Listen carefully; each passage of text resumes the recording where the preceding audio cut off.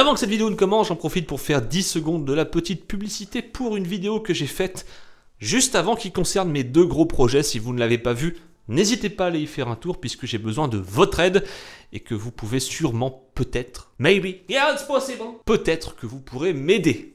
Pourquoi les flamants roses sont-ils roses? C'est la question existentielle du jour et on y répond tout de suite dans le saviez-vous. Accrochez vos slips, c'est parti.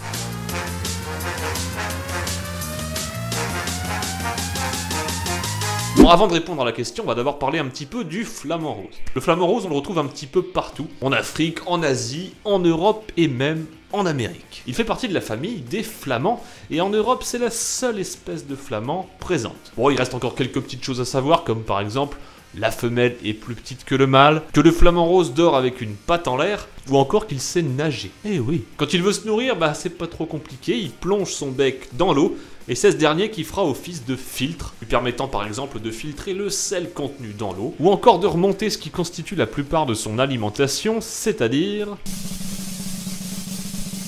la crevette, et plus particulièrement l'Artemia salina. Et c'est cette dernière qui va enfin pouvoir répondre à la question que vous attendiez, pourquoi les flamants roses sont-ils roses? Bah en fait, la crevette qu'ils avalent, elle contient des pigments kétocaroténoïdes.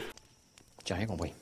Les caroténoïdes sont en fait des pigments qui peuvent être produits par de nombreux organismes vivants, comme les algues, certaines plantes ou encore les bactéries. Et c'est ce pigment qui va rendre les petites plumes du flamant rose de couleur rose. Oui, parce que contrairement à ce qu'on croit, le flamant rose, il n'est pas tout rose, hein, c'est uniquement quelques parties de son corps. On en trouve uniquement au-dessus de ses ailes et de ses pattes. Voilà, c'est la fin de cette vidéo QE, hein, pour questions existentielles. Je me suis dit qu'à force de faire des vidéos qui traitaient de questions existentielles, autant en faire une petite série. En tout cas, j'espère que cette série vous a plu, n'hésitez pas à me donner votre avis dans les commentaires.